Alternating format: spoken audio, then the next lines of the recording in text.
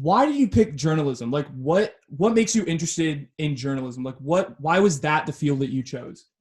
Because I grew up around it. Otherwise, I wouldn't have known anything about it. Mm-hmm. And it's like the very particular type of journalism I grew up around. My dad was an opinion writer. So he wasn't like breaking stories, gathering information. He was just like, shooting from the hip and philosophizing, all that kind of stuff. Basically entertaining people, pissing people off, being a personality. And I grew up, I was like, this is the most outrageous job in the world. My dad has so much fun. I kind of want to do the same thing. Right. So when I went to school, I just kind of felt that I was going to go in. I always felt like I could do what he did. Maybe I just think too much of myself, but I was like, I can do that. I can do that. So I went to UCLA and I became an English major because he was an English major and I wanted to learn how to write. But I quickly learned that there is no way I could ever write like my dad. Like my dad can really, really write. And what I've learned like 10 years in the game is I kind of had to find my own medium to be myself. YouTube. And I think it started with the Periscope stuff. Yeah. Like once I just started talking to myself for like 45, 55 minutes, it got weird and people seem to like it. So I feel like that's kind of where I'm making my money these days. Yeah. Where I made my foothold. Yep. No, for sure. I mean, like the YouTube like videos have just like, I mean, your popularity has skyrocketed since like those videos have like taken off, like the Jimmy Garoppolo imitations, the skits that you do, like everyone, like all my friends, like, cause I grew up around a bunch of Niner fans, like who are all my friends, and they like send me videos of you and they're like, this guy's so rude. Like he's so like mean to all the players. Like, this is just like, and then I have my friends who are like Grant Cohn stans. They're like, we love him. Like everything he says is like gold. Like I love this guy. Well, I appreciate the stands and I appreciate the people who think I'm rude because I am rude. And I think rudeness is underrated. Like everyone's really nice in California, but my dad's from Brooklyn. And if you've ever spent a weekend in New York, everyone's really rude to each other, but it's not personal. And you just kind of take it in stride. And I feel like Californians should, learn that it's not personal. It's just a little bit more fun to be direct and say how you feel. No, for sure. For sure. So why sports? Like, I mean, I know you were talking about how like your dad was a sports columnist, but like what intrigues you? Like, you're the type of guy you're the type of guy that I could see on like CNN and just like talking crap about politics or like other things. Why sports? That's a great question. Here's the way I look at it. Like sports is low stakes.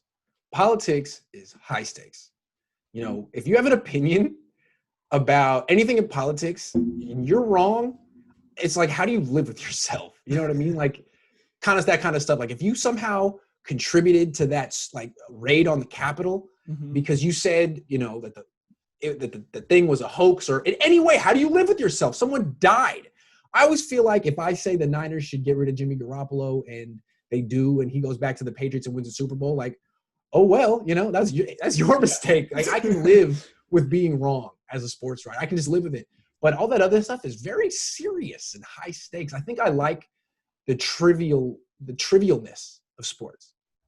Also, as opposed to writing about music, which I love, or anything else, I feel like there's no point in writing about music. The music is the art, but sports is not necessarily an art in and of itself. It's raw material.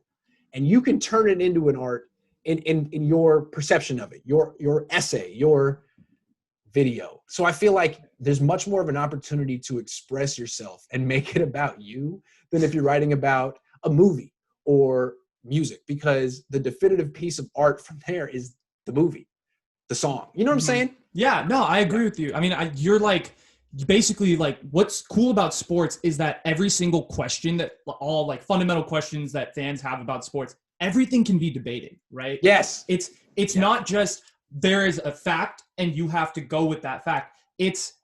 This is like, is Jimmy Garoppolo the starting quarterback of the 49ers next year? I don't know. Like, I don't know. There's like 90 million different opinions, right? There's like people. And there's like a never ending conversation about it until something happens. And I love that conversation. And basically what I figured out when I went to college was that when it was time to study, what was I more interested in? My classes or 49ers web zone forums? Like I was just stuck in these forums and it was like, I want to get more information on the Niners. I want to read more. I want to learn. But there weren't enough sources out there. So you go to these forums, which this is before Twitter. This is like 2006. Right. Way back in the day when there wasn't social media and you're looking for like the conversation. You had to go to these websites and then you do there are people interacting and you'd read them. And then finally like, okay, well, they're not talking about what I want them to talk about. So now I have to get in. And I would spend like all day when I was supposed to be studying for finals, just like arguing on 49ers web zone. And so you like the OG Twitter troll. Kind of. Yeah, I was doing I've been doing this, man. I've been doing this. If you were on Golden State of Mind or warriorsworld.net in 2007, you know me and you don't like me because I was a real jerk when I was 19 and I wouldn't let that stuff go. I would not let it go. Anyway, so I figured like, man, my this is what I want to do. I'm spending all my time on this. And I seem to be good at like starting and maintaining and driving a conversation online. But I didn't realize that there was like a career in that in 2007. It just seemed like a waste of time. But now I do it for a living. Yeah. I mean, like the next question I was going to ask you, because the first two like kind of follow up each other. The next question I was going to ask you is like, there are 31 other NFL teams out there, right? From, in the state of California, on the East Coast, in the South. Why the Niners? Like, what intrigues you about them? Well, first of all, I grew up in the Bay. I'm from Oakland, but I was born in 1988 when they won their first Super Bowl. The Raiders were in LA, so this was the home team. I met Steve Young when I was 7. I mean, I was in love with the 49ers. I gave up being a fan, but this is the team I started. I mean, I started my journalism career covering this team in 2011. So it's the team I know the best. It's the fan base that knows me the best. So if I write something about the Niners, a lot of people read it. If I were to write something about the Cowboys tomorrow, they would be like, I don't know who the hell that guy is. Maybe someday that'll be different. But right now, like the people who know me are Niner fans, period, end of story. Yeah, no, I 100% agree with that. Like the other day, I started talking crap about James Wiseman on Twitter. Yes, I was going to ask half for fun. And like Warrior fans are like, who is this guy? And like, get out of here, man. Stick to the Niners. I noticed like most of the comments underneath there were like, Grant, stick to football. Go away. So funny. It's like, no, I'm going to upset this fan base too. So. My brother literally sent me a tweet like the second after you sent it. It was like, James Wiseman is not ready to contribute to a contender. He was like, get your mans out of here. Like, here's the thing. What I do, like when I find a nerve in Bay Area sports, I'll just hammer it forever. And now that I see that Warrior fans are really sensitive about Wiseman, I won't let up. It's nothing personal against Wiseman. He's a 19-year-old kid, but Warrior fans are way too sensitive. So I just got to keep going at it. And my point ultimately about Wiseman isn't that he's not going to be good or whatever. It's just that this is Curry's team. They're supposed to be winning now. And to me, he's on a development track that he'll be maybe when he's 22, he'll be a dominant starting center. And I just felt like, anyway, we don't need to talk about the Warriors.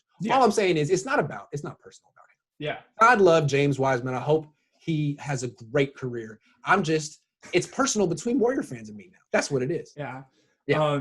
So this is kind of an interesting question is like, what do you consider like your title to be? Like, are you a beat writer? Are you a columnist? Are you neither? Like, what do you call yourself? Like, I don't know. That's a good one. A multimedia journalist. That's a good one. A multimedia. That's a flex on LinkedIn. Mouthful. It's a mouthful. Yeah. I don't know. A journalist? An analyst? Yeah. An entertainer? I have no idea. I wouldn't give myself I wouldn't give myself that much credit. I wouldn't give myself. But I don't know. I'm a guy with a YouTube channel. I don't know. I guess technically I'm a beat writer. Technically I'm a beat writer. I don't know. A journalist. A sports journalist. I don't know. That's fair, right? Because to say a multimedia journalist, to be a sports journalist in 2021 implies multimedia almost. I don't think you need to say that anymore. Like if you're just writing in a newspaper or in print, like you're kind of stuck in 2009. You got to be everywhere, don't you?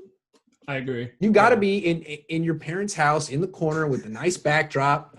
You got to have look at that mic you got. You kidding with the spit guard? You're set up, baby. I like that. Did you see that little 20-second clip yesterday that was going around Twitter of the podcast conversation about? Yeah, it was like I was so just good, and the guys keep like the microcosm between the intersectionality. So good. I try to be like the anti of that, just like kind of in your face, very you want to have as much content per second as possible. You don't want to be like the people on FM radio who are trying to fill 3 hours. Exactly. Like I said. Let me repeat that point. Yeah, as I said. Yeah.